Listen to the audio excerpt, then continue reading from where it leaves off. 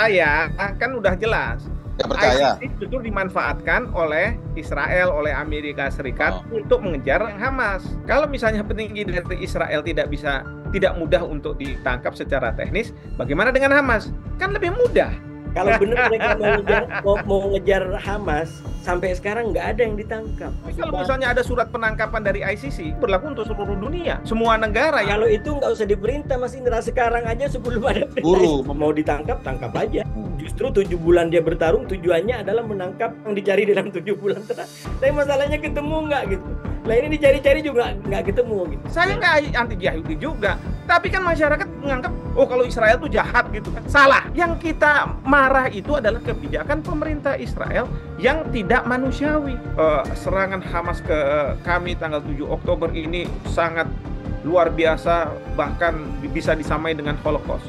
Ya ultra kanan, dan itu jadinya ujungnya genosida, menghilangkan satu ras di Palestina, yaitu Israel yang bikin dosa, Amerika yang menanggung, yang nyuci dosanya kan. Justru itu mereka nggak mau. Nah sebenarnya mau, Amerika itu mau setuju dengan solusi dua negara, tapi dia tidak mau lewat jalur pengakuan atau PBB. Ya jangan percaya, nggak usah percaya sama Amerika. Solusi dua negara sebenarnya akan bisa berhasil kalau Palestina tidak ada Hamas, karena Hamas itu doktrinnya adalah yang namanya negara Israel harus keluar dari tanah Palestina. Kalau Fatah, negara Israel boleh ada, tapi kami juga harus merdeka. Dan mereka kan di tepi barat, makanya di tepi barat nggak ada serangan. Internal Palestina sampai sekarang belum ada kesatuan di antara Hamas dengan Fatah dan faksi lain, itu serius. Karena Gaza menjadi seperti ini, itu dianggap sebagai kelemahan daripada otoritas Palestina. Kita belum dapat laporan orang Gaza misalkan minta hentikan Hamas. Tapi kan seakan-akan Hamas tetap aman aja. Yang dilakukan oleh ICC punya dampak seperti yang saya bilang. Jerman dan Prancis itu menyatakan siap untuk menangkap. Dukungan kepada Israel semakin menipis.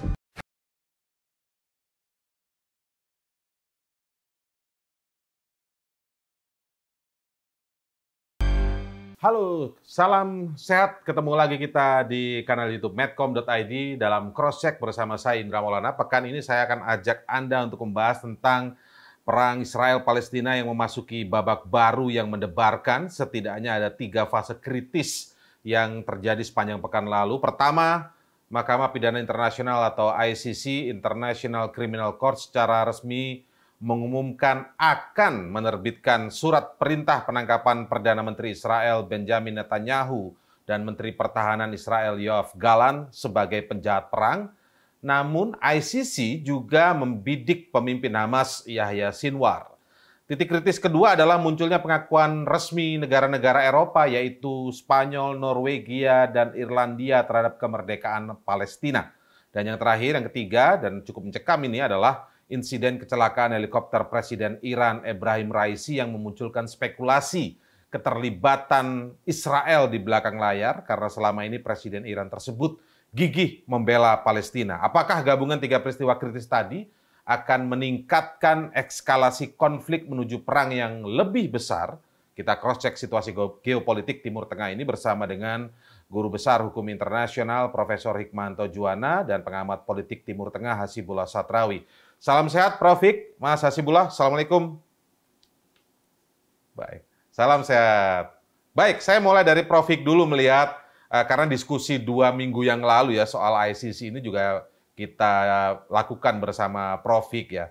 Nah, kita mencermati sepanjang pekan ini ada pernyataan dari jaksa ya di ICC yang menyatakan akan mengeluarkan surat penangkapan terhadap Benjamin Netanyahu dan Yoav Gallant, tapi juga menyatakan akan mengeluarkan surat penangkapan terhadap pemimpin Hamas. Nah, saya ingin lihat dulu bagaimana Anda melihat pernyataan resmi dari seorang jaksa di ICC yang menyatakan akan mengeluarkan surat penangkapan terhadap Benjamin Netanyahu dan Yoav Gallant, Menteri Pertahanan Israel begitu.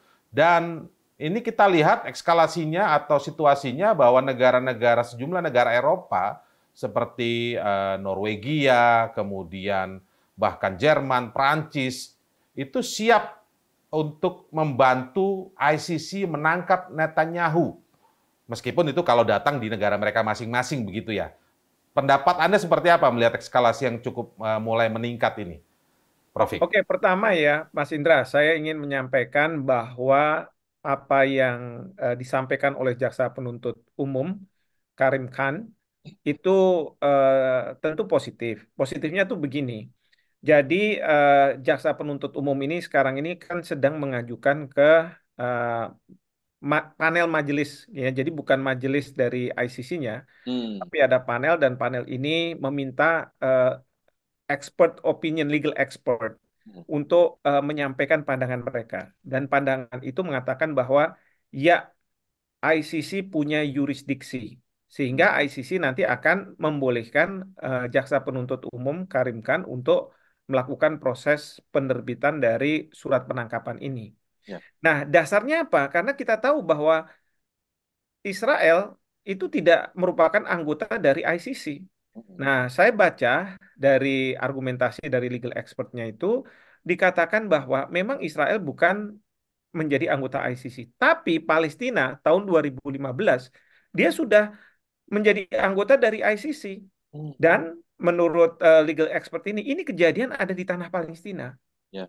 Di tanah Palestina sehingga ICC berwenang tidak hanya terhadap Hamas, tetapi terhadap petinggi-petinggi Israel. Saya menginterpretasi bahwa berarti ICC menganggap tanah yang sekarang ini dipermasalahkan, apakah mungkin Gaza, tepi barat gitu ya, itu adalah wilayah Palestina. Bahkan Israel yang sekarang berdiri sebuah negara ini, Israel di tanah Palestina, itu dianggap sebagai berdiri di tanah Palestina. Buktinya apa? Buktinya Netanyahu dan kawan-kawan Menteri Pertahanannya diseret juga, dipermasalahkan.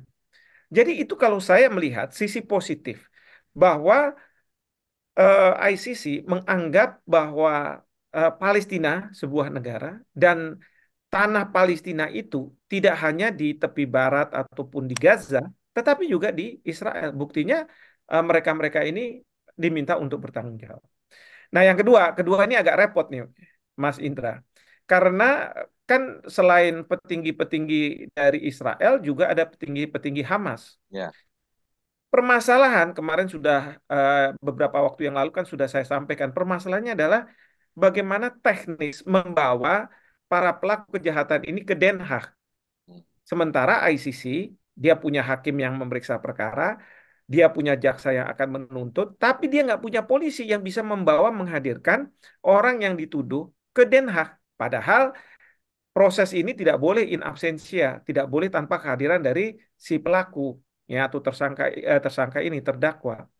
Nah, pertanyaannya, bagaimana menghadirkan Perdana Menteri Netanyahu dan kawan-kawan? Kan sulit, nggak mungkin. Masa misalnya minta bantuan dari Israel, polisi Israel. Bisa, tetapi kan polisi Israel menganggap bahwa ini pahlawan.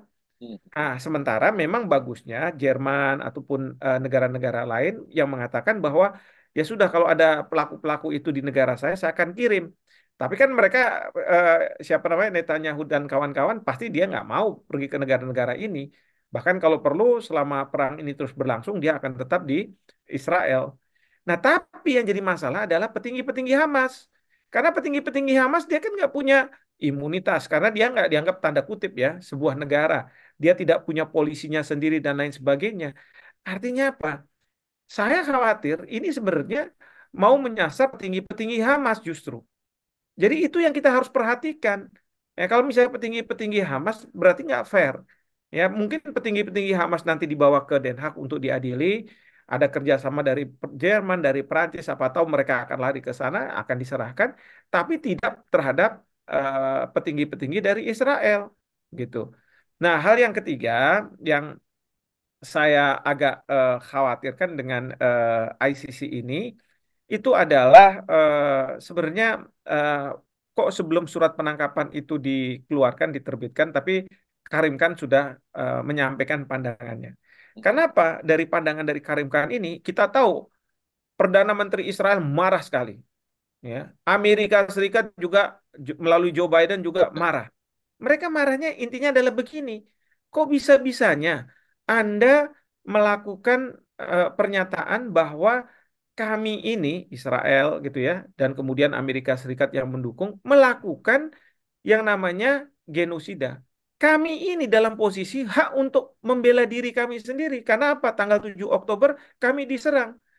Ini kan biasa ya di dalam persidangan. Kalau misalnya orang hukum sih udah biasa dalam persidangan, jaksa pasti mengatakan kamu salah, begitu kan? Penasehat hukum mengatakan oh tidak salah, dia harusnya dibebaskan, kan begitu. Nah, sebenarnya sama ya bahwa jaksa penuntut umum sudah menyampaikan bahwa mereka-mereka ini bersalah. Tapi dari Israel dan Amerika Serikat mereka marah. Kan Israel bilang bahwa ini sesuatu yang sangat merendahkan kami ya bahwa serangan Hamas ke kami tanggal 7 Oktober ini sangat luar biasa bahkan bisa disamai dengan Holocaust. Sementara kami sekarang dituduh melakukan suatu kejahatan internasional. Bahkan Presiden Joe Biden bilang, ini ICC, jaksa penuntut umum ICC tidak mengerti bahwa tidak ada terjadi eh, tindakan-tindakan dari Israel yang mengarah kepada genosida. Nah, jadi mereka belum apa-apa, sudah perang opini di publik gara-gara pernyataan ini. Harusnya perangnya kan ada di pengadilan, di Mahkamah Kejahatan Internasional. Ya. Biar mereka apa namanya beradu Adu argumen. argumentasi di sana, berdasarkan fakta, bukti, dan pasal. Biar nanti hakim yang memutus. Tapi kan belum apa-apa udah ada cyber seolah-olah di dunia maya, di dunia media ini. Nah, Prof. jadi ini yang saya khawatirkan ya dalam konteks seperti itu. Sebenarnya kalau ditanya sama saya juga, "Oh, tapi sekarang maaf, Spanyol, Irlandia dan Norwegia sudah mengakui loh Israel sebagai maaf, Palestina sebagai sebuah negara, Pak Israel. Palestina sebagai negara. Sebenarnya bagus, bagus sekali. Karena apa? Karena rakyat di negara-negara tersebut sudah sampai pada level bahwa apa yang dilakukan oleh Israel ini adalah menginjak-injak harkat martabat kemanusiaan. Ya, masalah kemanusiaan ya. Jadi mereka sadar gitu ya. Tapi saya Ya ingin sadar dan menggarisbawahi kemudian rakyat Amerika Serikat, tapi melalui sebagian ya mahasiswa dan profesornya sudah mulai sadar kayak begitu. Ini yang kita Israel juga rakyat Israel ini yang kita harus keraskan lagi supaya apa? Kalau saya sih percayanya ya sebenarnya mekanisme internal di Israel yang akan bisa menghentikan serangan. Kalau Netanyahu diturunkan menjadi Perdana Menteri. Dengan harapan ganti pemerintah, ganti kebijakan. Ya. Nah sekarang ini Israel mengatakan apa namanya, Presiden Raisi jatuh, nanti akan ada wakil presiden atau mungkin presiden yang baru dengan harapan presiden yang baru itu akan berubah ganti kebijakan yang tadinya sangat hostile kepada Israel atau misalnya tidak bersahabat dengan Amerika Serikat akan berubah walaupun mungkin itu tidak akan terjadi setelah adanya apa kepemimpinan Ayatollah gitu ya. Karena kalau dulu waktu zamannya Shah Iran ya bisa lah pada waktu itu Shah Iran punya hubungan diplomatik dengan Israel dan kemudian bersahabat dengan Amerika Serikat. ya, poin Profik yang nomor 2 tadi sebenarnya menarik untuk dicermati. Walaupun tadi yang nomor 1 itu kita mengingat betul bahwa sebelumnya kan kita bahas ICC, orang Israel nggak ngakuin ICC kok gitu ya. Tapi ternyata dari sudut pandang sekarang, ternyata Palestina sehingga bisa masuk lah ya. Intinya ICC bisa masuk secara legal formalnya bisa masuk. Karena persoalan ini ada di tanah Palestina. Tapi yang di poin kedua saya ingin tanyakan ke Pak Hasibullah Satrawi yaitu karena rencana mengeluarkan surat penangkapan dari ICC ini bukan hanya kepada Benjamin Netanyahu dan Yoav Galan Israel, tapi kepada pemimpin Hamas. Nah, kalau dilihat dari sisi kemungkinan besar bisa ditangkap dan dibawanya ke Den Haag di ICC, itu justru pemimpin Hamas. Nah, jangan-jangan upaya mengeluarkan surat untuk penangkapan Netanyahu, Yoav Galan ini hanya seolah-olah untuk kamuflase saja, supaya dunia mungkin tidak bergejolak. Pak Hasibullah melihatnya kayak apa nih Pak Hasibullah? Ya, makasih Mas Indra. Saya terus terang rindu sama forum ini Mas Indra. Karena istimewa dibanding forum lain menurut saya karena forum ini bisa buka-bukaan dan waktunya cukup luas tanpa batas gitu. Dan kita tuntaskan. Bisa kita tuntaskan gitu. Ya. Itu apa namanya yang istimewa dan yang kedua sebelum saya lebih dalam masuk kepada pembahasan kita, saya ingin menyampaikan posisi moral saya. Saya terus terang tidak dalam kapasitas anti-Semit, anti-Yahudi, atau mungkin malah anti-anti Barat. Justru saya secara nilai berada pada nilai pro-demokrasi, pro-modernitas, dan itu artinya hal-hal yang juga berkaitan dengan kebaratan tadi. Jadi kalau nanti ada hal-hal yang agak kritis, jangan buru-buru dipahami anti-Semit. Karena sekarang ini orang di Barat itu kalau kita mengkritik Israel itu otomatis anti-Semit. Ah, Jadi itu posisi yang ingin saya sampaikan. ya, Yang ketiga, menurut saya yang masuk ke tema yang disampaikan oleh Prof. Hikmawanto, ini bagian dari buka-bukaan, Prof ya. ya, Boleh Ya, bukan? Saya agak berbeda dengan Prof. Hikmawanto ini di dalam memahami secara umum mengenai kita memahami katakanlah progresivitas yang sekarang terjadi di ICC. Saya melihatnya justru agak terbalik. Dalam pengertian agak terbalik, sebenarnya eh, Hamas itu kayak seakan-akan menjadi apa namanya ya, pemenuh daripada rasa keadilan yang ingin ditunjukkan oleh pengadilan kriminal ini. Karena kalau kita merujuk kepada salah satu pernyataan Karim Khan yang menyampaikan, kenapa ini akan diterbitkan? Karena ini adalah bukti eksistensial nilai universal. Jadi kalau sampai tidak ada nilai, tidak ada pengadilan, artinya nilai ini rontok secara global. Jadi tidak ada lagi hukum, tidak ada lagi pengadilan yang bisa memberikan masukan. Jadi saya terima kasih Prof. Hikmawanto, saya setuju tadi secara cantolan hukumnya memang itu sangat logis bahwa walaupun Israel nggak masuk, maka mereka masuk dari Palestina yang sudah mengakui ICC dan itu menjadi apa namanya legal dia untuk dapat ada yurisdiksi untuk mengambil pengadilan di situ.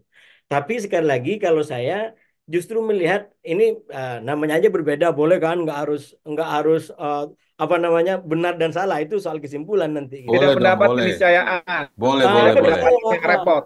yang penting beda pendapat nggak harus pakai bom kalau itu Israel nanti gitu. Kita beda pendapat biasa aja. Iya, Kita iya. diajarin untuk plural saling menghormati satu sama lain kan begitu Prof ya. Iya, Betul dong. kita jangan beda pendapatan.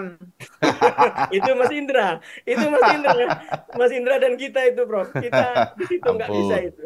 Jadi begini, saya lanjut logika saya ya. Jadi saya melihat kalau dilihat dari dampaknya semua itu kan pasti ke Israel. Karena inilah tragedi kemanusiaan terbesar kayaknya abad kita ini. 35.000 orang digituin. Dan itu sipil, ya, sipil. Bukan bukan para pejuang. Seandainya pejuang, oke, kita masih ada teming nilai yang bisa kita gunakan. Oh iya, pembenaran ini. Memang dia membela diri. Tapi ini yang jadi korban, coba. Itu BBC pernah melansir investigasi itu. Klaim-klaim angka yang disampaikan oleh Israel. Bahwa sekian ribu tewas dari eh, pejuang Hamas. Pada akhirnya diragukan juga apa namanya konklusinya gitu. Karena tidak didukung oleh fakta-fakta. Sekarang kita cek katakanlah klaim-klaim yang disampaikan Israel. Mulai dari nyerang rumah sakit. Alasannya jadi basis pertahanan Hamas. Merontokkan lagi Rafah. Ini sedang berlangsung. Karena di situ akan ada orang-orang semua. Ini dari 7 Juni sampai sekarang belum ada lagi tanda-tanda. Jadi ini semua adalah skandal. Ini semua adalah kriminalitas atas nama nilai-nilai besar tadi. Nah, dalam konteks itu saya melihat sebenarnya jaksa ICC ini ingin menegakkan kepada Israel ada nilai yang harus kamu hormati. Tapi dia sadar dia hidup di Barat, di mana di Barat itu justru yang menjadi problem, menjadi masalah adalah Hamas. Jadi atas nama keadilan universal, menurut saya dia harus masukkan itu Hamas, walaupun dosanya dalam tanda kutip adalah pada serangan 7 Oktober, dalam satu hari itu. Karena setelah kejadian itu tidak ada dalil untuk bisa membuktikan yang mana Hamas melakukan. Yang ada adalah serangan-serangan Israel. Itu konteksnya yang saya tadi sampaikan secara hukum justru saya menganggap orang-orang Hamas 3 orang ini dimasukkan itu sebagai klausul untuk memenuhi rasa keadilan. Karena kalau langsung kemudian Hamas nggak dimasukkan, hanya orang-orang Israel yang 2 itu akan dikatakan sebagai anti-Semit. Itu akan muncul nanti di apa namanya di media-media Barat, ICC sudah menjadi pengadilan anti-Semit. Dan itu mungkin ya namanya lagi-lagi kembali kepada dugaan, mungkin itu juga menjadi salah satu pertimbangan. Itu komentar saya secara hukum, Mas Indra, dari yang kita bicara. Nah, yang menarik, nah ini menurut saya yang belum kita eksplor, justru secara politik. Pak Prof. Hikmahanto sudah masuk tadi secara politik. Secara politik, ICC ini tidak diakui oleh negara-negara yang berpengaruh. Termasuk Amerika, termasuk Israel, termasuk Rusia, bahkan juga Cina.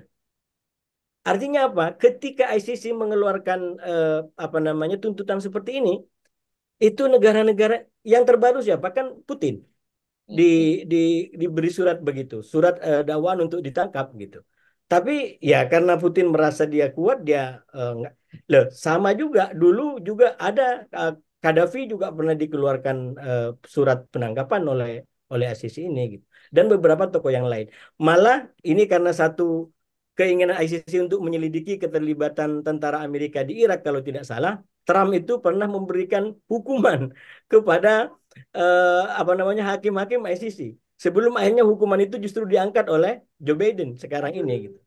Jadi justru itu menurut saya persoalannya gitu karena secara politik tadi ICC ini tidak mempunyai kemampuan untuk bahasa hukumnya Mas Muwanto tadi untuk bisa menangkap orang lalu dibawa ke eh, apa namanya ke pengadilan. Tapi yang ketiga poin saya dan terakhir biar gantian sama Prof. Imanto, walaupun begitu, walaupun begitu, kalau kata Profesor politik kan yang namanya politik itu adalah apa namanya persepsi. Nah, dengan adanya ketegasan begini, menurut saya dampaknya nyata di lapangan. Memang dikatakan oleh Israel, oh kami tidak takut, walaupun akan ditangkap kami akan, tapi tetap aja pengaruh politiknya di lapangan betul-betul nyata menurut saya. Apa itu? Yang pertama, tadi kata Prof. Hikmahanto sudah sampaikan, Jerman dan Prancis itu menyatakan siap untuk menangkap. Apakah betul-betul menangkap? Itu lain hal nanti, itu peristiwa hukum. Tapi secara politik itu udah punya makna. Belum lagi Ada kemudian dampaknya ya, Pak Sibla ya. ada Pernyataan dampaknya. itu ada dampaknya ya. Dampaknya tinggi sekali. Bahkan sekarang yang paling ditakuti oleh Israel adalah disebut sebagai tsunami pengakuan terhadap Palestina. Dan itu nyata. Itu nyata. Yang terbaru Mas Indra, saya baru buka, itu ada kemungkinan Netanyahu akan diberikan kesempatan untuk ceramah di Kongres. Nah, itu artinya apa? Dukungan kepada Israel semakin menipis. Jadi sikap Israel ini dalam bentuknya yang sangat arogan dan kemudian melanggar hukum tadi. Kalau sekali lagi saya kembali ke rumus awal, kalau saya kritik Israel, jangan buru-buru saya dikatakan antisemit. Saya kalau bicara keimanan orang-orang Yahudi, bagian daripada orang keimanan-keimanan Yahudi juga itu menjadi hal yang tidak terpisahkan dalam keimanan yang saya ikuti. Tentang Taurat misalkan itu di Islam juga menjadi keimanan yang harus diimani oleh umat Islam. Jadi Insya Allah orang Islam itu tidak anti Yahudi, paling tidak saya gitu ya. Jadi jangan dianggap antisemit. Justru Ini yang soal saya kritik, kemanusiaan lah ini ya. secara kemanusiaan, yang saya kritik adalah perilakunya yang berlawanan dengan nilai-nilai manapun, termasuk nilai Taurat saya yakin. Ya, ya. Balas dendam atau membalas oke, ada di kitab suci. Tapi bagaimana memasukkan logika balas 7 Oktober itu dengan 7 bulan ini? Betul. Bagaimana rumusnya itu? Rumusan hukumnya bagaimana? Dan Katakan sedikit 37.000 yang jadi korban. kebanyakan perempuan dan anak-anak korbannya. Mengorbankan 35.000. Saya ingin tahu bagaimana rumusan hukumnya. Kita belajar sedikit-sedikit tentang hukum itu juga gitu. Dan saya sekali lagi bersuara keras karena itu. Ini akan mengancam nilai kita semua, terutama nilai kerukunan, nilai perdamaian. Jadi sekali lagi kita kritik. Saya juga mengkritik Hamas ketika Hamas melakukan misalkan pembantaian kepada masyarakat sipil. Kan itu yang dipegang oleh Israel. Dan Israel punya hak untuk membalas itu. Tapi tolong tunjukkan balasannya kepada Hamas, jangan justru kepada masyarakat sipil yang tadi disampaikan oleh Mas Indra tadi. Pak Sibula, ini Jadi sebenarnya juga serius ini, ngopi ya. dulu, ngopi dulu, ngopi dulu. Jadi dukungan terhadap rencana penangkapan terhadap Netanyahu tersebut tidak hanya keluar dari tadi apa namanya yang disebutkan oleh Jerman, kemudian Norwegia, tapi juga ternyata tadi disinggung Cina juga tidak mengakui ICC. Tapi kali ini Cina mendukung surat penangkapan Netanyahu jika itu dikeluarkan gitu. Itu lain Ini cukup hal. signifikan nih ya, cukup signifikan ya. Iya, memang soal keanggotaan atau menerima ICC itu lain hal. Itu yang saya bilang tadi secara politik. Tapi soal efek atau apa namanya dampak daripada rencana atau tuntutan, ini lebih tepatnya sekarang adalah tuntutan, tuntutan jaksa ICC kepada Mahkamah Kriminal Internasional untuk menangkap Netanyahu dan Yoav Galan itu punya dampak. Nah, menurut saya penting masih sebagai informasi juga kepada publik karena kan banyak disamarkan Mahkamah Internasional. Sebenarnya kan ada dua. Mm-mm. Mahkamah Internasional berkaitan dengan kriminalitas dan Mahkamah Internasional terkait dengan keadilan. Nah, Ya. justru yang terbaru yang saya baca ini mungkin sebentar lagi siang ini mungkin sudah masuk di kita udah bahas duluan. Itu Mahkamah Keadilan Internasional ICJ itu akan menerbitkan perintah kepada Israel untuk menghentikan serangan. Hmm. Ini berdasarkan jadwal hari ini waktu waktu setempat akan keluar dan Israel lagi heboh soal itu karena perkiraan mereka akan mengeluarkan perintah kepada Israel. Ini perintah ya, diksinya adalah perintah untuk menghentikan serangan ke. Kalau dilanggar apa konsekuensinya, Pak Hasibullah? Kan kita tahu Israel aja sekarang ketika ada jaksa akan melakukan penangkapan, dia menyatakan akan melawan. Nanti Nah, mungkin Prof. Iwanto lebih lebih apa namanya ahli dan lebih banyak informasinya tentang ini. Jadi tentang ICC dengan ICJ kan beda. Kalau ICC itu lebih kepada kriminal Betul. justice, kriminal pengadilan kriminal. Kalau ICJ ini yang saya bilang yang terbaru adalah justru Keadilan. pengadilan keadilan ICJ itu dan itu basisnya adalah kalau ICJ nanti akan kembali kepada Dewan Keamanan. Hmm. Jadi sambil ketar-ketir Israel akan diperintah oleh Mahkamah Keadilan Internasional untuk menghentikan serangan, Israel sudah merencanakan akan mengabaikan itu dan harapannya dia adalah tetap dibela di Dewan Keamanan oleh Amerika Serikat melalui vetonya. Hak veto ya, oke. Sehingga apa namanya keputusan atau perintah daripada pengadilan ini lagi-lagi tidak berjalan. Itu yang saya baca dalam perkembangan terbarunya, Mas Indra. oke, saya kembali ke Profik. Profik, saya ingin juga melihat yang poin kedua tadi, bahwa apakah ini hanya sebenarnya rencana atau gimmick menangkap pemimpin Hamas karena kemungkinan besar untuk bisa melakukan penangkapan jika ICC mengeluarkan surat penangkapan itu bukan kepada Netanyahu dan Yoav Galan Israel, tapi akan tanda kutip mungkin ya jauh lebih mudah atau realistis menangkap yang Hamasnya gitu. Tapi kalau kita lihat poin ketiganya Prof. Vik tadi juga ini menarik juga, saya ingin garis bawahi. Kalau memang skenarionya begitu ya Prof. Vik, kan dia nggak harus marah. Tapi ini kalau kita lihat reaksinya ini Netanyahu begitu marah.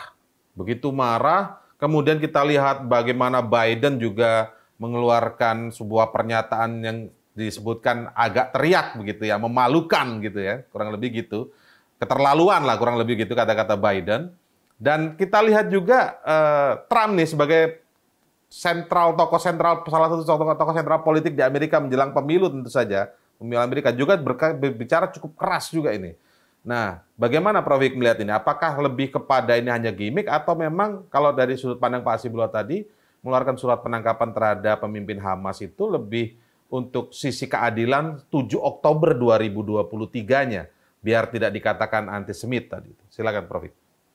Ya, marahnya Joe Biden, marahnya Perdana Menteri Netanyahu kamuflase atau bukan? Takutnya kamuflase, ujungnya. Kalau kamuflase berarti skenarionya jalan itu ya.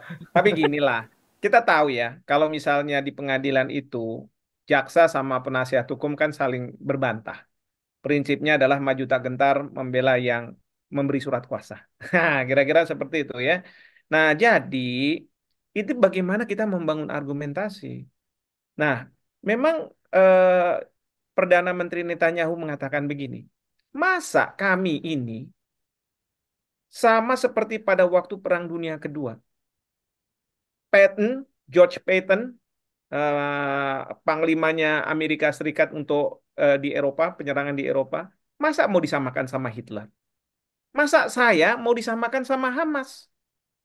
Kan gitu argumentasi mereka, ya kan? Nah, Nah, mungkin dari sisi saya kan ceritanya, ya kamu kan udah sangat kuat, polisi nggak mungkin nangkep kamu dan lain sebagainya. Tapi kalau Hamas, siapapun polisi bisa nangkep dia, iya kan? Nah, jadi ini kan benar. bagaimana kita membangun argumentasi itu, ya kan?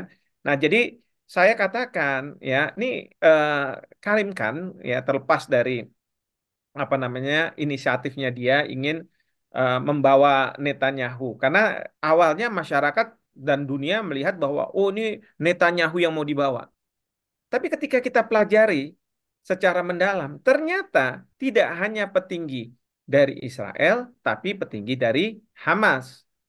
Nah, pertanyaan berikutnya, kalau misalnya petinggi dari Israel tidak mudah untuk ditangkap secara teknis, bagaimana dengan Hamas? Kan lebih mudah, iya kan? Jadi ada tanda tanya di situ. Kalau saya dari posisi saya, Tapi apa ruginya kalau ICC misalnya kalau skenario begitu, kalau misalnya skenario begitu, apa ruginya bagi ICC kalau langsung to the point hanya misalnya mengeluarkan surat penangkapan terhadap pemimpin Hamas saja tanpa harus ada Netanyahu? Apa dampak kerugiannya bagi ICC begitu, Prof? bahwa dia sebagai alat dari negara-negara Barat, Amerika, Israel, ya kan? Sekarang terus terang yang di ICC yang diadili itu kebanyakan siapa sih?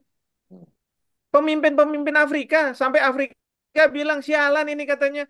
Kita diceramai demokrasi, kita diceramai hak asasi manusia, ujung-ujung kami-kami aja yang jadi pecundang masuk di situ. Sekarang bagaimana tentara-tentara Amerika, jenderal-jenderal Amerika, jenderal Amerika, misalnya gitu ya, Israel, mereka punya nih tanda jasa di sini. Itu kalau misalnya dilihat lawan, itu berapa orang yang Anda bunuh? Kan gitu lihatnya dari perspektif seperti itu kan? Nggak cuma dia bahwa dia adalah seorang pahlawan. Oh enggak, lawan tuh mengatakan berapa rakyat kami yang kamu bunuh, berapa pahlawan kami yang kamu bunuh. Kan begitu.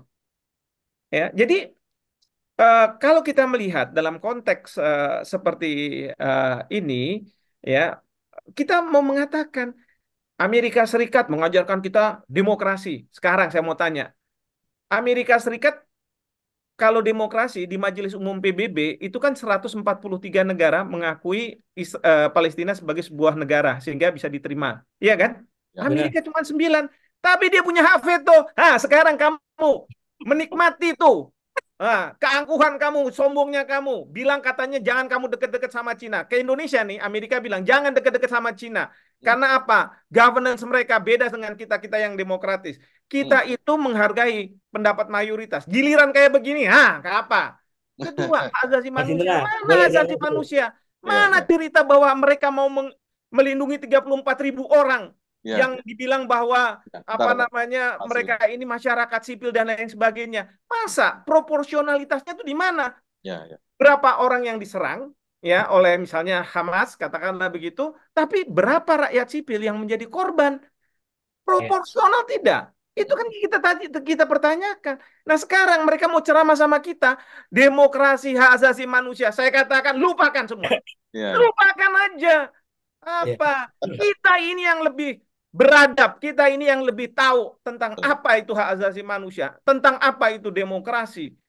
Jangan kemudian mereka menceramai kita. Kan begitu. Seolah-olah negara paling demokratis dan sukses demokrasinya gitu, Prof. Ya. Iya, Iya, iya, kira-kira iya. seperti saya bilang nggak Gi- benar kalau kayak begini. Giliran sudah masalah begini dia main veto gitu. Artinya garis bawahnya kita juga jangan terlalu percaya banget sama ICC ya. Betul. Ini bukan antisemitisme. ya, Antisemitisme itu kalau misalnya anti Yahudi. Saya ya, nggak anti Yahudi juga. Wong di Iran juga ada orang Yahudi. ya, Iya kan? Di Surabaya ada sinagog, ada ya, orang Yahudi juga dong ya, berarti. ya, Iya kan? Yang kita Mas, lawan itu adalah kebijakan pemerintah Israel. ya. Maka Netanyahu. pada waktu U20 berapa itu ya, yang Oh, ya, ya, ya. bola, Ya, bola, Piala bola. Dunia. Benar. Nggak apa-apa kok main di Indonesia apa pemain-pemain bola Israel. Yang kita lawan itu bukan negara Israel secara keseluruhan. Maka saya katakan kita harus bergantung pada internal di Israel Israel untuk bisa sendiri. menurunkan Netanyahu, jangan dimusuhin. Iya kan? Tapi kan masyarakat menganggap oh kalau Israel itu jahat gitu kan. Salah saya bilang. Yang kita marah itu adalah kebijakan pemerintah Israel yang tidak manusiawi, yang anti terhadap kemanusiaan. Ya ada. Dan prinsip Profik kalau 2 minggu yang lalu itu yang bisa menjatuhkan Netanyahu nggak susah-susah. Kalau ICC kan teknisnya susah tuh nangkepnya. Yang bisa menjatuhkan Netanyahu itu kalau sudut pandang Profik adalah rakyat Israel sendiri.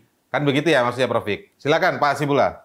Netanyahu Ya. bilang gini, tidak Den Haag, tidak mungkin New York yang akan menghentikan saya menyerang Palestina. Dia udah mengatakan seperti itu. Tidak Den Haag. Den Haag itu ada Mahkamah ICC. Kejahatan Internasional, ada Mahkamah Internasional. Mahkamah Internasional Afrika Selatan kan ngajukan. Yang tadi Pak Hasibullah bilang itu sebenarnya Mahkamah Internasional minta tambahan informasi dari Afrika Selatan. Untuk apa? Karena strategi dari Afrika Selatan adalah kalau proses penyelesaian apakah ini genosida atau dia pasti lama. Jadi dia minta kalau dalam hukum itu putusan sela yang mengatakan, oke, sebelum saya selesai menuntaskan pemeriksaan perkara, hentikan dulu serangan. Kan kita mencoba untuk Ya. menghentikan serangan. ICC juga kepinginnya adalah menghentikan serangan juga mungkin, Ya. ya. Tetapi ujungnya menghentikan serangan, tapi kompensasinya nih Netanyahu itu petinggi-petinggi Hamas saya adili di sini, kan bisa lebih ditangkap. Ya, saya mohon maaf Pak Hasbullah, saya nggak mau beda pendapat sama Pak Hasibullah, apalagi udah kiai kayak begini. Boleh beda, boleh. Tapi saya nggak Tapi melihat ada saya mau perbedaannya mengatakan, dari tadi. jangan pula Sama kita kok. berpikir dalam alur pemikiran orang-orang Barat yang kemudian kita dibodohi. Hmm. Kita ini harusnya punya harkat martabat, punya pemikiran sendiri, dan kemudian kita bisa menyusun strategi gitu untuk menghadapi mereka. Kalau kita cara berpikirnya adalah cara berpikir Barat dan lain sebagainya, kita ikuti, wah repot. Ya. Oke, silakan Pak Hasibullah. Ya, saya justru ingin melanjutkan dari yang disampaikan Prof. Hikmahanto tadi yang di tengah soal itu namanya kalau di Timur Tengah disebut sebagai standar ganda nilai-nilai Barat. Double standar. Jadi tadi disampaikan itu justru yang menarik menurut saya Mas Indra. Dan sekarang double standar ini betul-betul menjadi tantangan bagi nilai-nilai Barat, bagi nilai-nilai Amerika. Karena itu justru ditentang oleh masyarakatnya, terutama basis moda, terutama lewat kampus. Ini kan keadaan yang sudah beda dengan 10-20 tahun silam, katakanlah ada perang Irak. Itu kan juga skandal itu. Dikatakan bahwa itu adalah ada perang, ada senjata pembunuh massal. Sampai sekarang pembuktiannya mana gitu. Nah, sekarang itu justru keadaannya jauh lebih terbuka. Nah, oleh karena itu justru saya ingin dari penjelasan Prof. Manto tadi, justru dengan terus membela Israel, itu Amerika terutama dan beberapa negara mungkin bisa dianggap tidak kuat lagi bertahan dengan nilainya, itu kan dia kayak berpijak kepada nilai-nilai yang double standar tadi. Bagaimana bagaimana mereka bisa membela Israel dengan sebuah kehancuran yang segala atas nama apa lagi? Demokrasi, demokrasi yang mana? Itu tadi yang dikatakan kan salah satunya itu. Bagaimana walaupun kajiannya, kalau saya punya kajian khusus Mas Indra soal Barat dengan Timur Tengah itu memang logiknya nggak ketemu. Saya melihat ada dimensi itu dan katakanlah ketika ICC menyamakan Israel dengan Hamas itu kan yang mereka sampaikan tadi bagaimana bisa disamakan? Israel itu dipilih juga secara demokrasi. Hamas itu hanya milisi. Coba dilihat dalam pemilu 2006. Hamas itu adalah hasil pemilu demokrasi warga Gaza. Itu lagi-lagi kembali kepada double standard tadi. Nah, saya melihat justru makin ke sini Amerika dan Barat secara umum itu makin terperosok di atas nilainya sendiri, yang itu nilainya diinjak-injak oleh Israel. Nggak ada lagi demokrasi, nggak ada lagi HAM, nggak ada lagi penghormatan perempuan. Terus kalau nggak ada HAM, nggak ada penghormatan terhadap yang berbeda, mereka mau ceramah apa lagi? Jadi berhenti mereka cerita tentang itu semua. Kalau mereka nggak bisa lagi menegakkan itu. Nah, saya melihat itu background latar belakang yang sekarang begitu hebat terjadi di Barat. Dan dalam konteks itu, Mas Indra, saya melihat, nah ini sisi pandang kan, saya melihat yang dilakukan oleh ICC itu adalah semacam kepingan, semoga tidak menjadi rapuh, untuk menyelamatkan dunia ini dari keterbelahan. Karena sekarang ini dunia sudah terbelah. Orang-orang Amerika yang masih fanatik itu sampai sekarang itu tetap aja Israel itu benar. Laporan-laporan di Timur Tengah hari ini itu sudah berkali-kali memberikan bagaimana orang-orang Arab, orang-orang Palestina yang sampai di istilahnya, dikejar-kejar sampai kemanapun. Ini kayak peristiwa pasca serangan 11 September dulu. Anti Arab, anti Palestina, anti Islam, bahasanya mereka Islamophobia.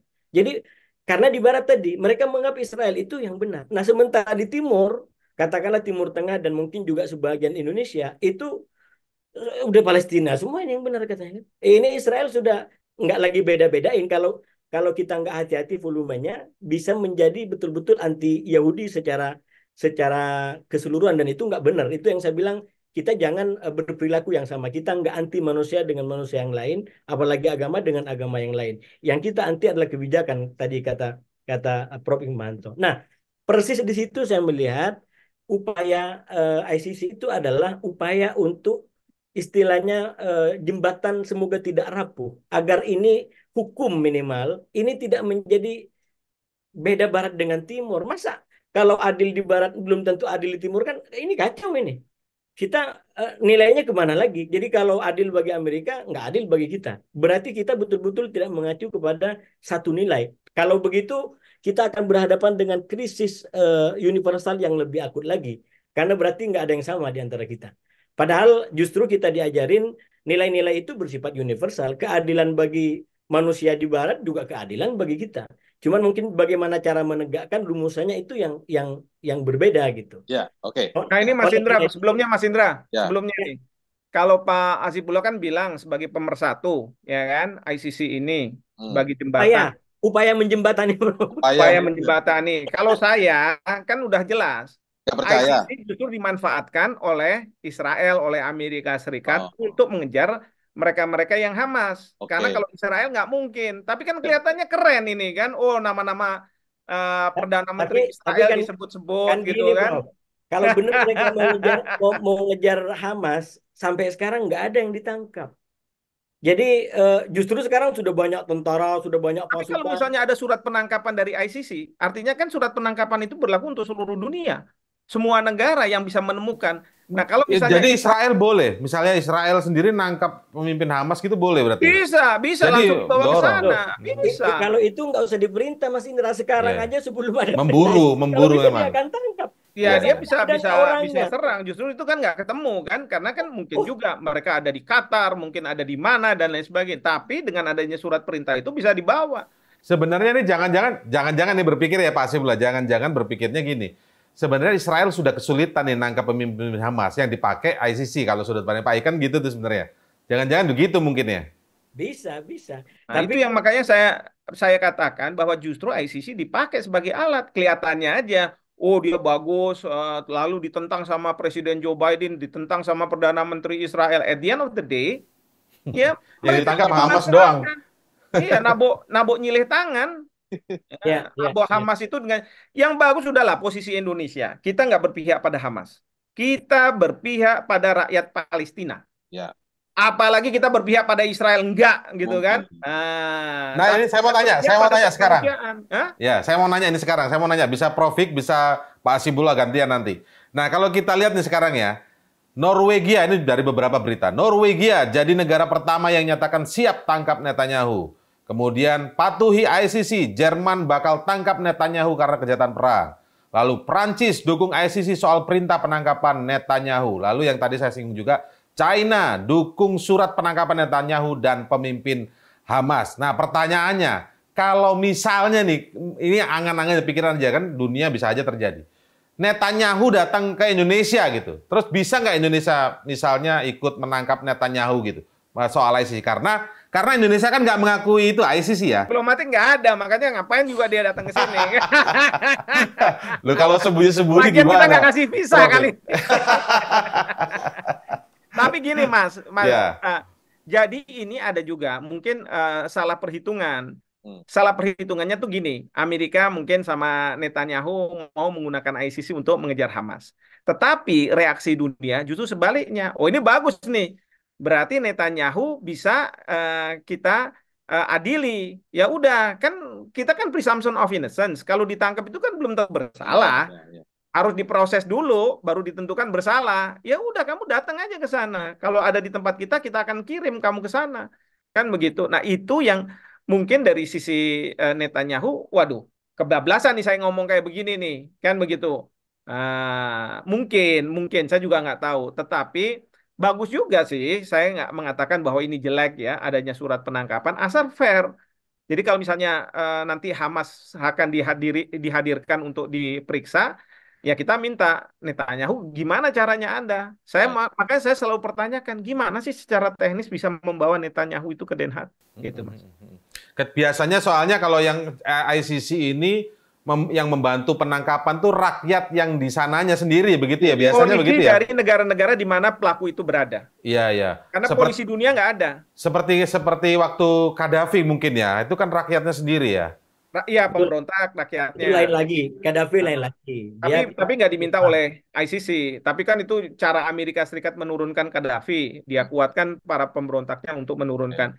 Tapi kalau misalnya ya Omar Bashir misalnya dari Presiden Sudan itu juga udah dikeluarkan ketika Omar Bashir pergi ke negara lain yang diminta sama ICC kirim ke saya. Nah, Indonesia kita sebenarnya sama Amerika Serikat dipaksa untuk membuat non-surrender agreement NSA. NSA ini kalau misalnya kita sebagai anggota ICC ada prajurit Amerika yang ada di negara kita ketika diminta oleh ICC kita tidak boleh untuk menyerahkan namanya non-surrender agreement. Padahal kita sendiri nggak mau masuk ICC. Saya juga bilang ngapain masuk ICC, dibodoh-bodohin aja sama negara-negara Barat, ya kan? Tapi ada komponen kita yang bilang udahlah kita masuk ICC. Apa saya bilang ngerti? Komponen kita siapa? Komponen kita siapa ya? Ya adalah. Adalah. Katanya buka-bukaan, Prof. Oh iya, kan Oke. biasanya ada nih Ya. Kementerian Pertahanan sama Kementerian Luar Negeri berbeda pandangan, ya Oh. kan? LSM sama TNI berbeda pandangan untuk masuk ICC. Saya bukan karena saya bekerja di Universitas Jenderal Ahmad Yani yang punya angkatan darat, saya mengatakan nggak usah. Bukan artinya saya membela TNI atau misalnya Kementerian Pertahanan, Ada bukan. reason yang kuat lah ya dari Profik ya, yang sudah sering kali disampaikan Betul. soal ICC itu. Nah, sekarang saya ke Pak Hasibullah. Silakan Pak Hasibullah. Kalau saya begini, saya kalau berkaitan dengan Israel, kemudian Amerika dan negara-negara negara Barat selalu menggunakan dua pijakan analisis. Yang pertama, analisa yang muncul di depan layar dan yang di balik layar. Jadi, yang saya sampaikan tadi itu adalah analisa berbasis apa yang muncul di permukaan, di dalam statement, di dalam media-media gitu. Dan menurut saya di bagian itu yang dilakukan oleh ICC punya dampak seperti yang saya bilang. Minimal hari ini Israel itu paling takut kepada apa yang saya sebut tadi sebagai tsunami pengakuan terhadap Palestina. Dan itu betul-betul menjadi kayak semacam bola salju yang bergerak sedikit demi sedikit dan terus membesar. Dan itu, kalau di dunia Islam dan mungkin Timur Tengah itu biasa, tapi ini justru terjadi di negara-negara Eropa, di negara-negara Barat yang selama ini menjadi sekutu dan pendukung daripada Israel dan Amerika.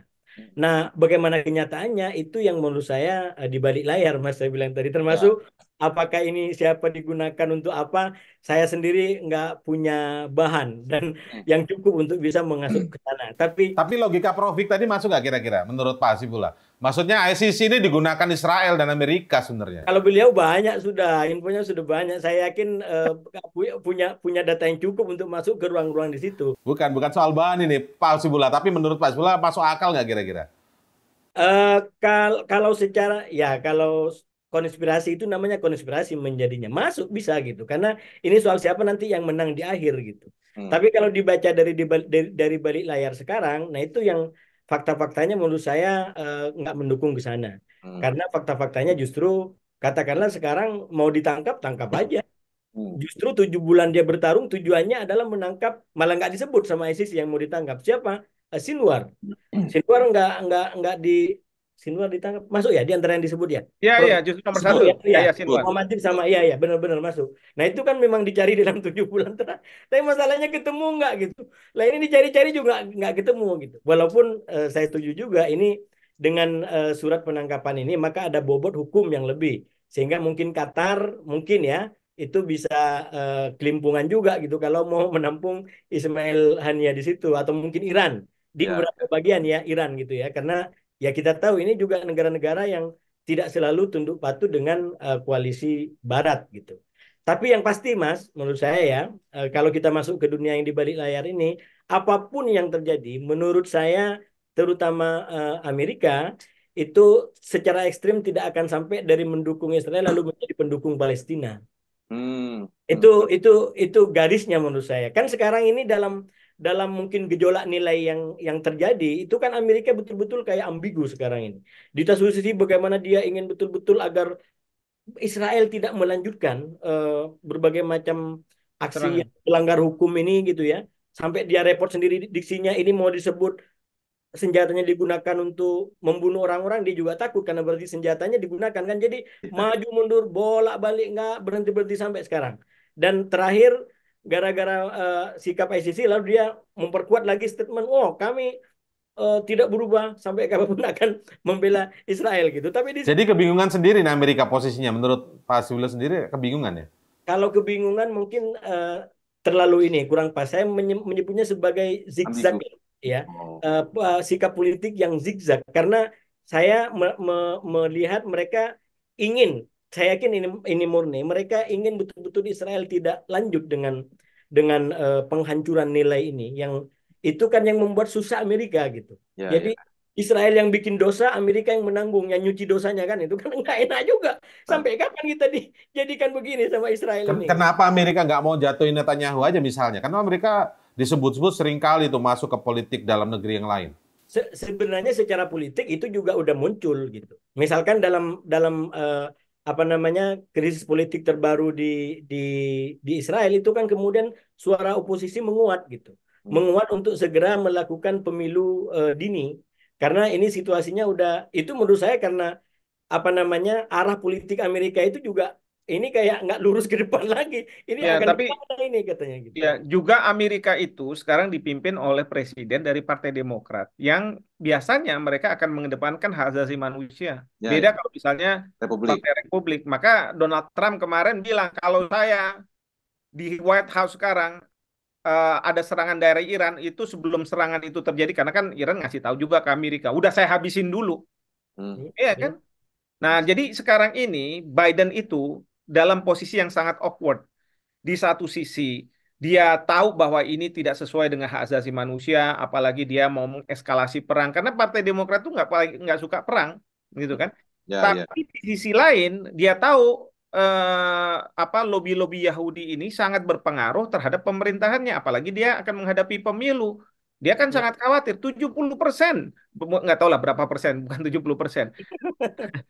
Ekonomi Amerika itu dipegang oleh minoritas keturunan Yahudi, warga negara Amerika yang Ya. beragama Yahudi dan mereka-mereka ini yang sangat protektif terhadap Israel dan minta agar kebijakan Amerika Serikat selalu berpihak pada Israel begitu. Ya, oke. Saya ingin masuk karena tadi sempat disebut Iran nih. Kita tahu ada peristiwa yang cukup mengejutkan ya, ketika Presiden Iran Ebrahim Raisi menjadi korban kecelakaan pesawat.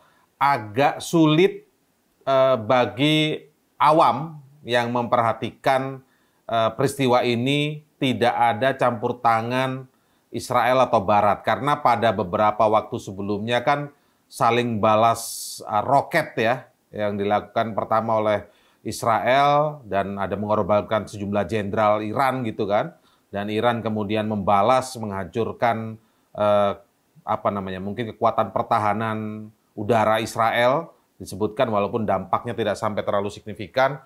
Nah sekarang Presiden Irannya yang tewas gitu dalam sebuah kecelakaan helikopter.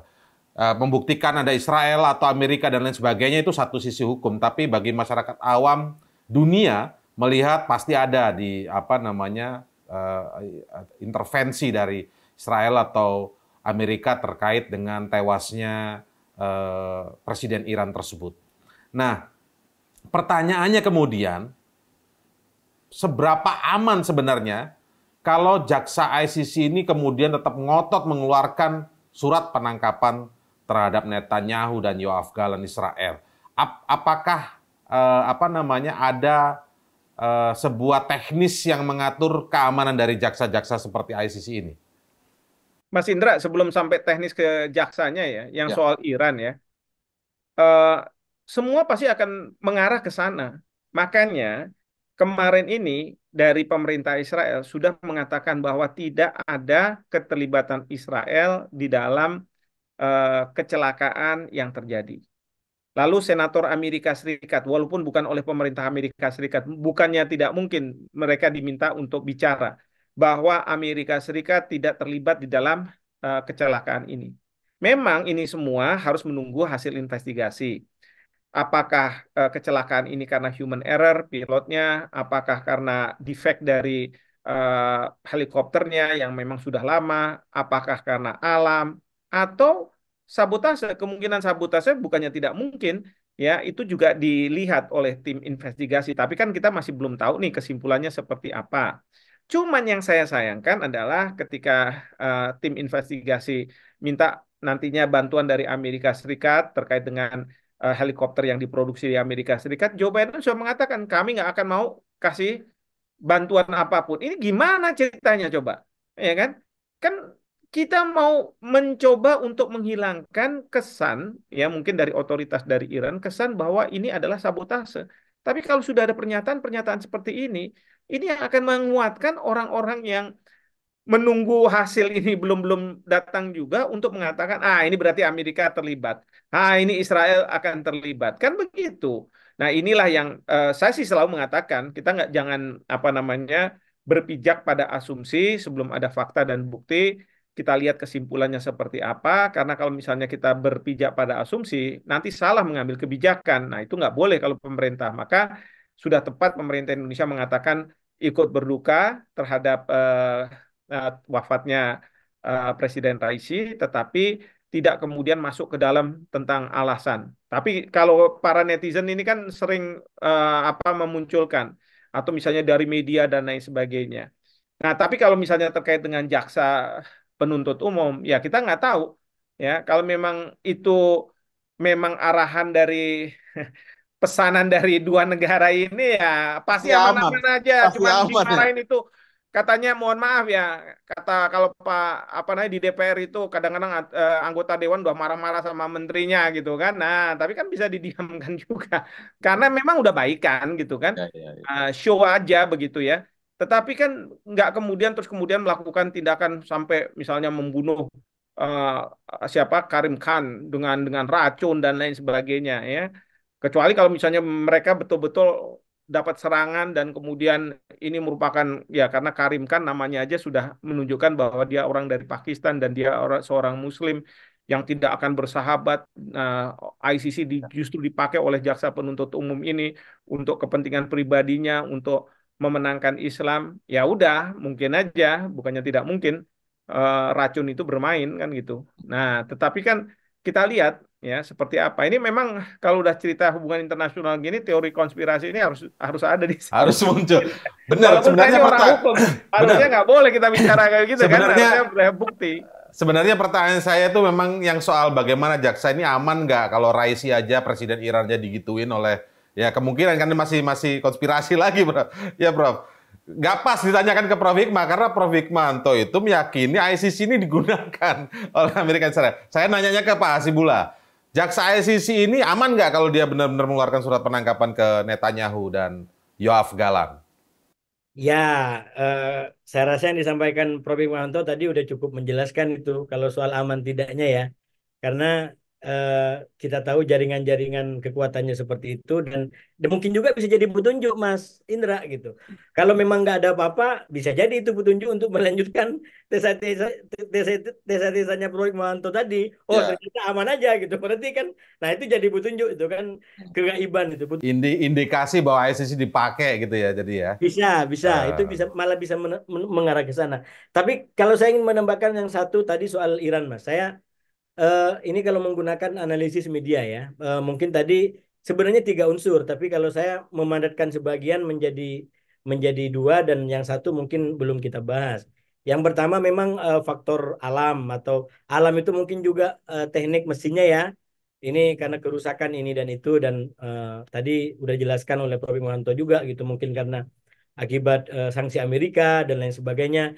Alam lah gitu, alam dan teknis lah gitu. Dan yang kedua, saya bikin lebih umum nih, biar kalau yang spesifik kan Prof. Hikmahanto, saya bikin lebih katakanlah faktor negara luar lah gitu. Mau Israel kek, mau Amerika kek gitu. Walaupun memang secara nalar umum termasuk Mas Indra, saya melihat itu kayak Twitter di hari pertama sudah trending langsung musat gitu kan. Oh. Karena memang secara momentum kan begitu. Iya, iya. Akal umum masyarakat kita semua baru berterang tiba-tiba jatuh. Wah, jadi ini pasti perbuatan dari pada musuhnya yaitu Israel. Tapi ya benar atau tidak nanti pembuktiannya gitu. Nah, yang ketiga menurut saya Mas ini saya melihat mulai muncul di beberapa media di Timur Tengah yang disebut sebagai kemungkinan adanya krisis elit di Iran. Tapi lagi-lagi ini tetap kita menghormati dan berduka dengan yang dialami oleh bangsa Iran ya. Jadi nggak enak juga kita orang luar langsung menyatakan begitu. Tapi saya menyampaikan bahwa ada media yang sudah mulai membuka itu. Jangan-jangan Krisis ini ada elit, krisis politik berarti. krisis elit dalam pengertian katakanlah Raisi dibunuh gitu. Atau mungkin dikudeta dengan cara begini. Karena langsung dua tuh kan. Yang meninggal ini nggak main-main. Yang di dalam simbol negaranya presiden dan menlunya gitu. Itu wah rontok bener kan. Triumvirat lah kalau di Indonesia itu ya, Menlu itu ya. Nah, salah satu yang sekarang menguat itu kan perdebatan di antara Turki dengan Iran soal siapa yang menemukan pertama puing helikopter ini.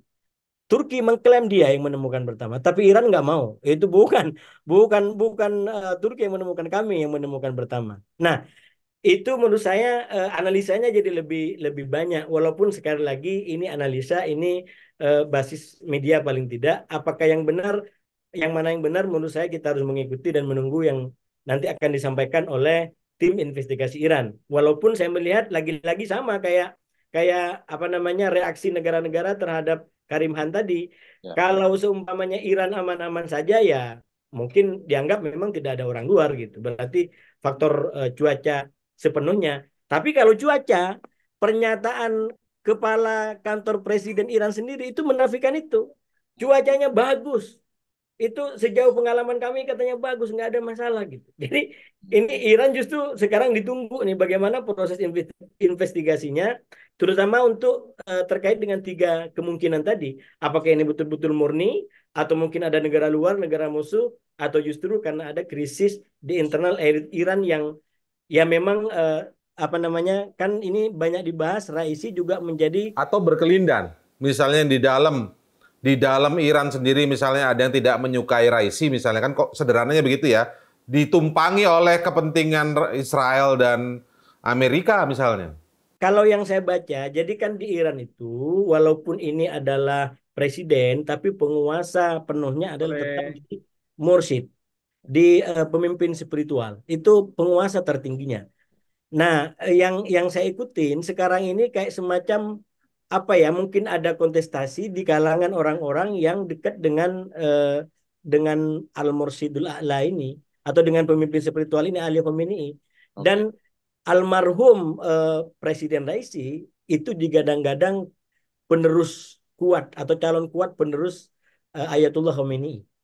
Itu apa namanya infonya ke sana gitu. Jadi apakah karena faktor itu sekali lagi itu cuman kabar burung dan pasti yang punya otoritas menentukan adalah Iran sendiri. Kita tunggu aja nanti kemana Ya. kira-kira arah daripada investigasi ini. Nah, Begitu Mas.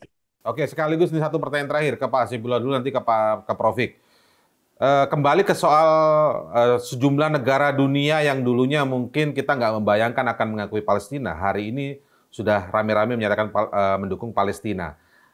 Begitu juga para pesohor-pesohor di dunia ya, misalnya selebriti dunia dan lain sebagainya. Kemarin di sebuah festival film dunia ya, Cannes Film Festival itu di Prancis, salah satu aktris dunia, Kate Blanchett itu menyimbolkan seolah mendukung Palestina itu dengan gaun yang berbendera Palestina dan lain sebagainya.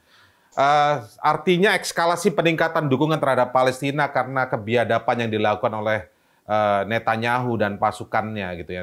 Itu adalah membuat sisi kemanusiaan dunia ini bergejolak. Tadi posisi Biden pun disinggung Prof. Fik juga awkward, dalam posisi yang awkward. Nah, lama-kelamaan akan semakin banyak negara yang mau tidak mau akan mengakui dan mendukung Palestina. Artinya di sisi sebaliknya bahkan Israel akan kemungkinan dikucilkan. Salah satu hukuman dunia terhadap mungkin penjahat perang adalah negara tersebut dikucilkan. Kira-kira ini akan menuju ke sana nggak? Israel semakin dikucilkan, semakin ditinggalkan oleh negara-negara dunia yang mungkin dulu mendukung dia, dan misalnya kemudian ada embargo misalnya secara ekonomi dan lain sebagainya, apakah mungkin mengarah ke sana atau nggak mungkin ke sana?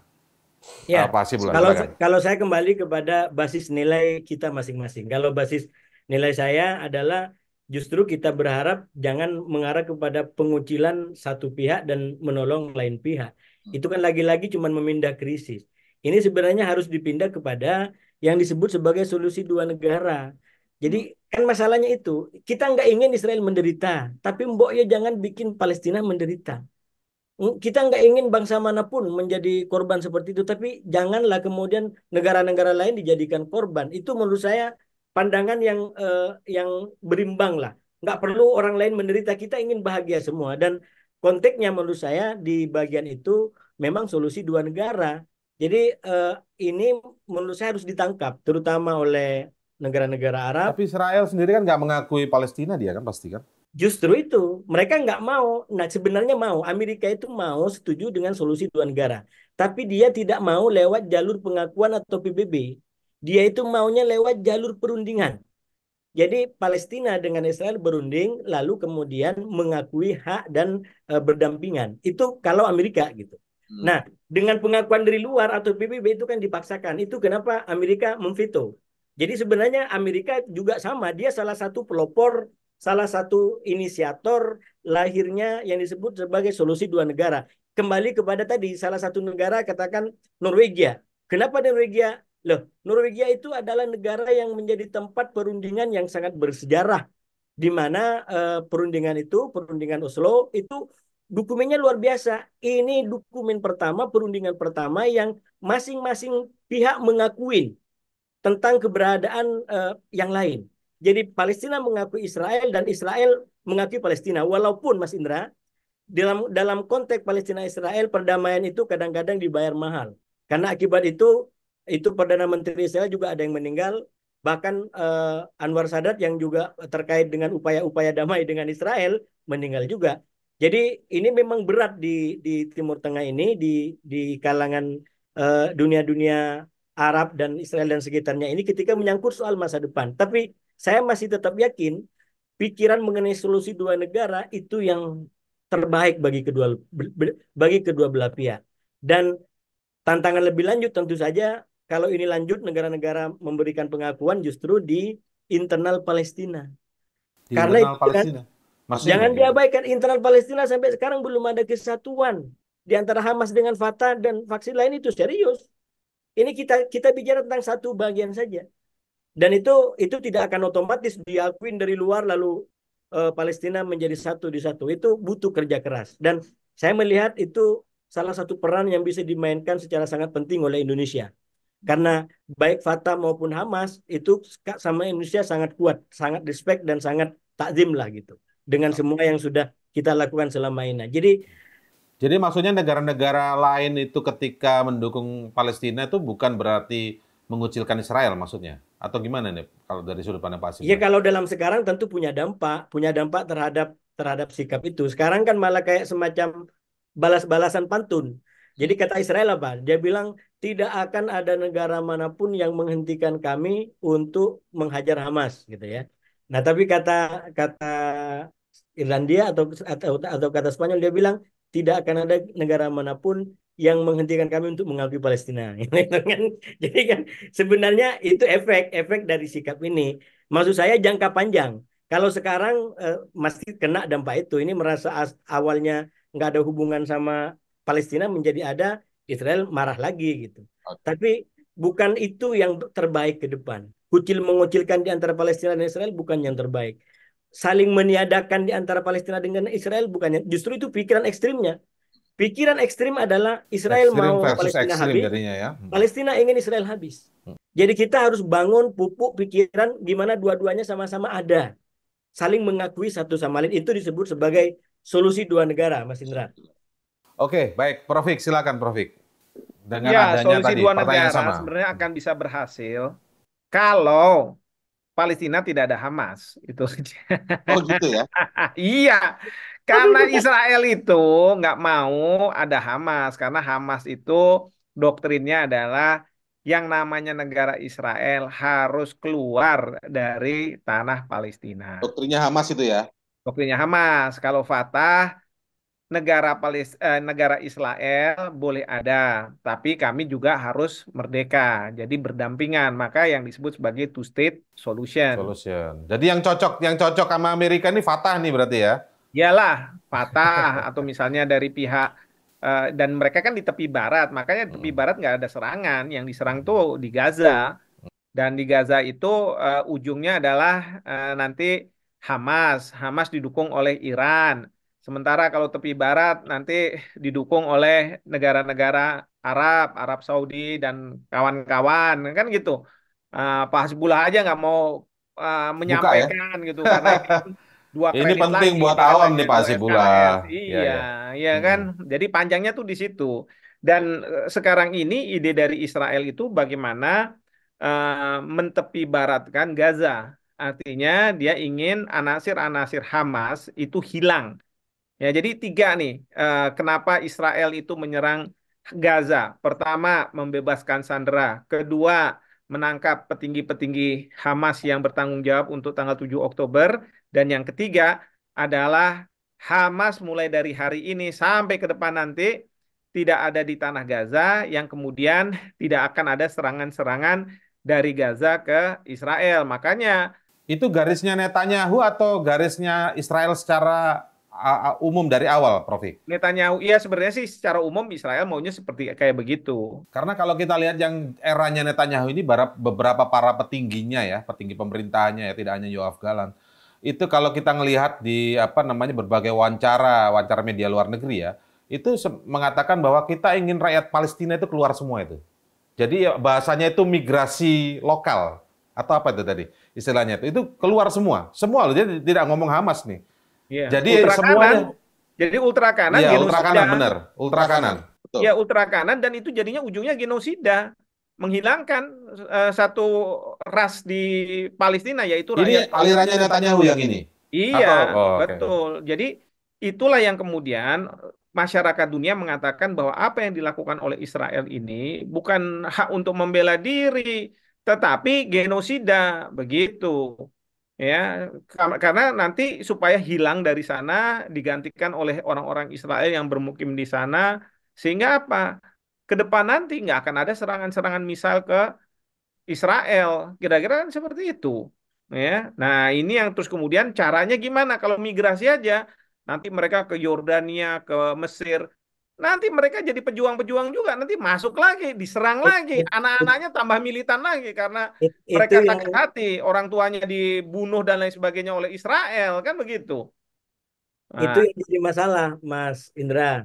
Karena ketika nanti nyebrang ke negara lain, ini sama dengan nambah masalah baru di negara lain, di Ya, ya. Mesir, di Yordan. Makanya negara-negara ini dari awal sepakat tidak boleh ada paksaan untuk migrasi, baik iya, di internal Palestina ataupun dari Palestina keluar. Ini sangat-sangat sangat-sangat kredit. Nah, lebih iya, parah lagi, Prof. Hip, yang kita lihat kan juga ini, kalau Amerika maunya kan otoritas Palestina kayak Fatah tadi diberikan mandat, tapi Netanyahu Israel udah trauma karena Gaza menjadi seperti ini itu dianggap sebagai kelemahan daripada otoritas Palestina. Jadi Ya. itulah sekarang ini yang membuat kenapa berbagai macam ide. Namanya itu pasalnya adalah pasal Gaza pasca perang. Oke, Oke, Jadi sepengetahuan ini. Sekarang saya ingin tanya kondisi pengetahuan Pak Hasibullah sebagai orang yang mempelajari Timur Tengah cukup dalam lah ya.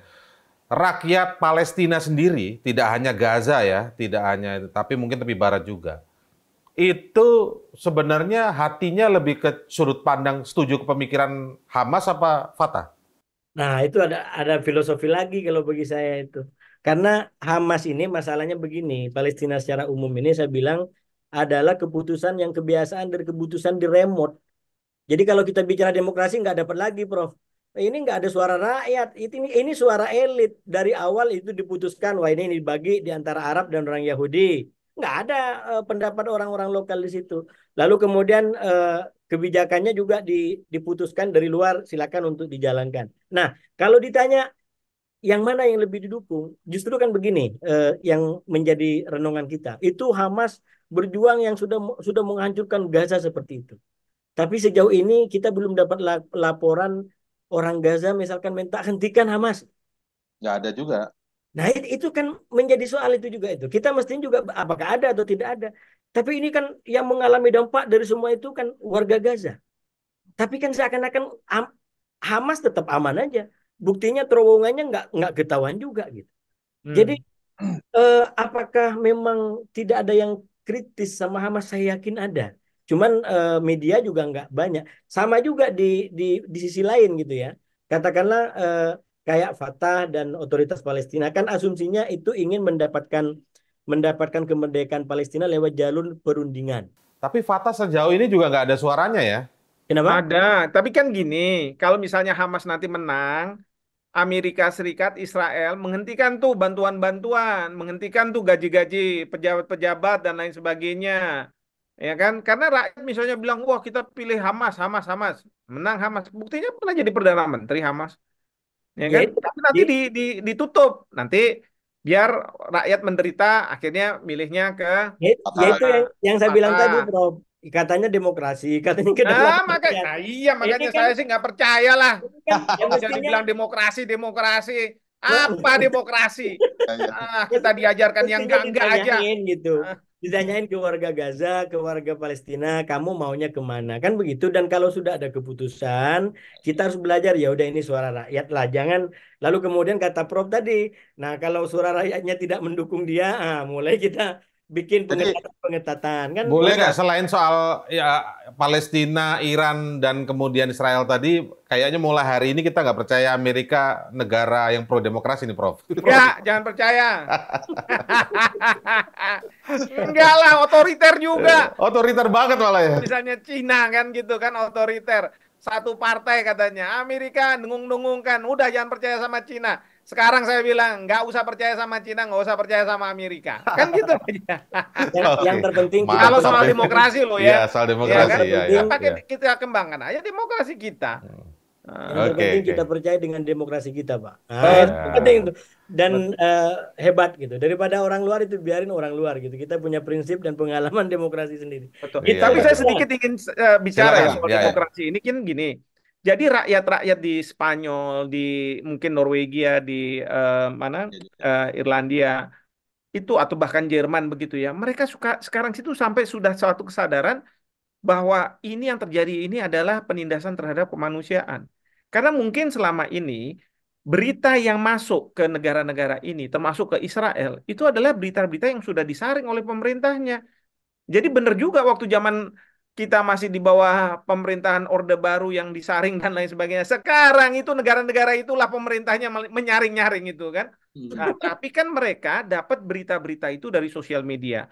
Banyak yang viral. Ya, Termasuk makanya Al Jazeera, orang Iya, Pak. iya, iya, betul, Ya. Al betul. Jazeera juga menjadi corong baru itu bagi publik di sana itu kan. Iya, Laporan-laporannya. makanya kita viralkan apa yang terjadi di ya, Gaza untuk supaya rakyatnya itu paham. Nah, rakyat ini yang nantinya akan mempressure pemerintahnya untuk merubah kebijakan yang tadinya menganggap bahwa Israel mendapat serangan dari mana-mana, kayak Pak Hasibullah bilang bahwa ini dibully dan lain sebagainya, tetapi sekarang kita bilang justru ini udah salah nih cara pandang kayak begini, ya. Nah, sekarang rakyat bilang sama pemerintahnya, demi kemanusiaan, kamu stop itu yang namanya Israel. Dengan cara apa? Dengan cara memerdekakan Palestina, mengakui kemerdekaan dari rakyat Palestina. Ternyata sekarang ini kita tahu bahwa rakyat Palestina yang selama ini Jadi korbannya. di Dibantai, dijadikan ah, korban. Wah, dengan ini nanti bisa kita prediksi kemungkinan Amerika akan sebentar lagi mengeluarkan larangan bersosial media, jangan-jangan. Karena orang saringan-saringan TikTok berita. aja udah nggak boleh kan gitu Iya. kan. Mereka kan Oh, udah bener. takut semua Bener itu. ya? Iya. Ya, kebijakan masing-masing negara itu untuk kepentingan nasionalnya. Mau yang Amerika sekarang, katakanlah mau yang Prancis atau Jerman, pasti itu. Nah, saya khawatir pada akhirnya memang kembali pada kedaulatan dan penghakiman rakyat. Dan pemimpin-pemimpin ini sekarang ini sedang mencoba untuk mengambil kebijakan yang menyelamatkan dirinya. oke. Saya yakin Joe Biden juga itu, Macron juga itu dengan kebijakannya di Prancis, Jerman juga begitu dengan kebijakan, atau mungkin malah juga Spanyol, Irlandia dan Norwegia juga sama gitu. Jadi ini kembali kepada tema demokrasi berarti dok, tentang kedaulatan. Terima kasih sekali lagi. Semoga ini memang menambah buat wawasan teman-teman atau yang menyaksikan cross-check di akhir pekan ini, sehingga ya isu-isu geopolitik biar nggak cuma mikir politik dalam negeri aja nih, tapi isu geopolitik kita sadar bagaimana perkembangannya. Terima kasih Prof. Hik, Pak Hasibullah, terima kasih. Salam sehat. Assalamualaikum. Ya, baik, itu tadi diskusi kita di akhir pekan kali ini dalam Crosscheck. Semoga sekali lagi benar menambah wawasan kita semua, terutama tentang isu-isu geopolitik di Timur Tengah sana. Kita semakin terbuka dengan apa yang terjadi di dunia ini. Terima kasih sekali lagi Anda telah menyaksikan Crosscheck. Selamat siang, sampai jumpa.